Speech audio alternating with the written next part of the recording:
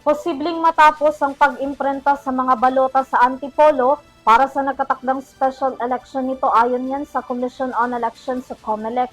Isasagawa sa ikalawang linggo ng Marso ang mano-manong eleksyon gayon din ang pagbibilang ng boto. Tunghayan ang aking report.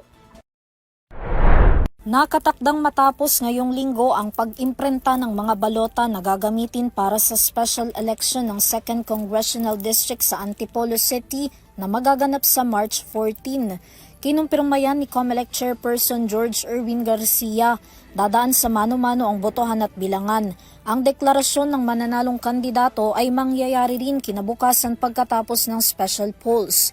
7 kandidato ang nakapagpasa ng kanilang Certificate of Candidacy o COC na siyang pagpipilian ng mahigit sa 300,000 botante sa distrito. Kabilang sa mga ito sina Philip Conrad Acop, Maria Trinidad Cafirma, Dandin Infante, Reden Liaga, Nathaniel Lobigas, Lorenzo Sumulong III at Irvin Paulo Tapales. Sabi ng COMELEC, maaaring bisitahin ng mga botante ang COC at Certificate of Nomination and Acceptance SOCONA ng mga kandidato sa kanilang website para makatulong na kilalanin ng mga ito bago ang nakatakdang halalan. Matatandaang nagsimula na ang election period at campaign period sa distrito noon pang February 12 na magtatagal ng hanggang March 12. Sa ngayon, kasalukuyan pa ring umiiral ang gun ban sa ikalawang distrito ng Antipolo na sakop ang Barangay Calawis, Kupang, Dalig, Inarawan, San Jose, San Juan, San Luis at San Roque. Ang ikalawang distrito ng Antipolo ang may pinakamalaking populasyon ng mga botante sa lahat ng mga district sa buong Pilipinas. Nagpapatuloy naman ang pakikipagpulong ng COMELEC sa mga opisyal ng Philippine National Police o PNP, Armed Forces of the Philippines o AFP, Department of Education o DepEd at iba pang ahensya na magiging katuwang ng komisyon sa pagpapatupad ng seguridad at iba pang mga aktibidad sa halalan.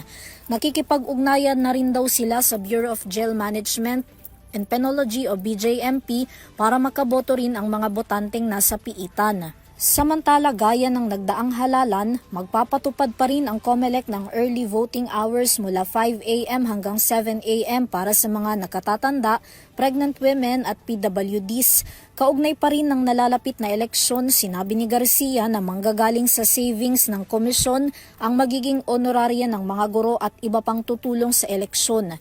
Hindi rin daw sila makakapagbigay ng karagdagang allowance sa mga ito, lalo't hindi naaprubahan ang kahilingan nila sa Department of Budget and Management o DBM para sa karagdagang pondo. Para sa EuroTV News, Vanessa Cleofas, sumasaludo sa bawat Pilipino.